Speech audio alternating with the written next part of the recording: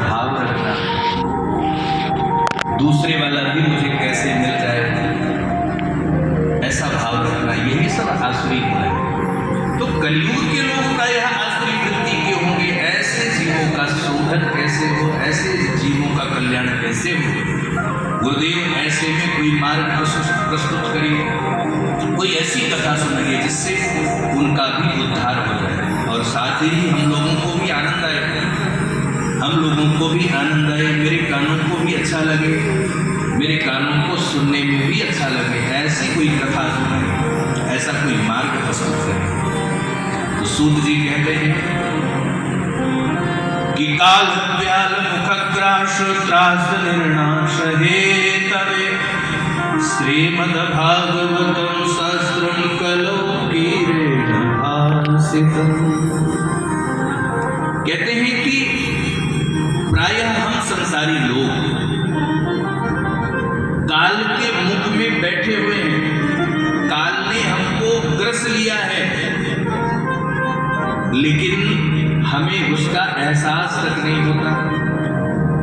भाई जन्म हुआ और जन्म के हमने 30 साल 40 साल निकाल दिए, तो 40 साल निकालने का मतलब है कि हम आधे काल के मुंह में जा चुके हैं, आधे ही और बचे हैं, लेकिन एहसास भी नहीं होता और उसको लगता है कि अभी तो 4 बिल्डिंग और बनाऊंगा, अभी तो 2-4 प्लाट और खरीदूंगा।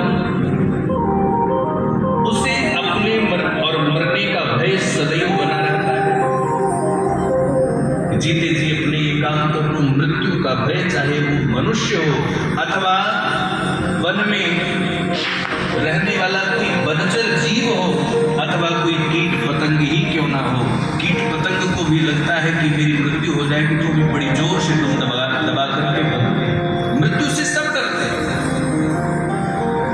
तो सूत जी कहते हैं कि ऐसे काल का भय सबको बना हुआ है और इस काल के भय से बचने के लिए हम तुम्हें एक ऐसी कथा सुनाते हैं जिस कथा को सुनने के बाद हमारा सर्वथा कल्याण हो जाए। कि श्रीमद् भागवतम शास्त्रम कलौ कीरेण भासितम्। भागवत जी की कथा ऐसी है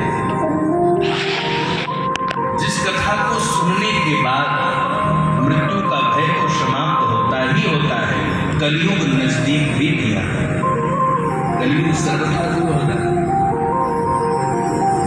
कहते हैं इस कथा को नारद जी ने सनकादि महात्माओं से सुनी। नारद जी ने सनकादि महात्माओं से सुनी और भक्ति देवी को कथा सुनाई। कथा आपको सबको ये कथा पता है। नारद जी ने सनकादि महात्माओं से जब ये बात उठी, नारद सूत जी ने कहा कि सनकादि महात्माओं से कथा सुनी नारद जी ने, तो सनकादि महात्मा हंसने लग गए और हंस करके पूछने लगे गुरुदेव कि लोक विग्रह मुक्तस्य नारदस्य शिरस्य च। नारद जी का जो स्वभाव है जग विदित है, सब जानते हैं। नारद जी एक जगह रुक नहीं सकते। नारद जी जब तक दो लोगों में झगड़ा न लगाते, दो लोग पेट में पानी न लगाते, तो विधि श्रवे कुतः प्रीति, उन्होंने कथा कैसे सुनी, एक जगह स्थिर नहीं हो सकते।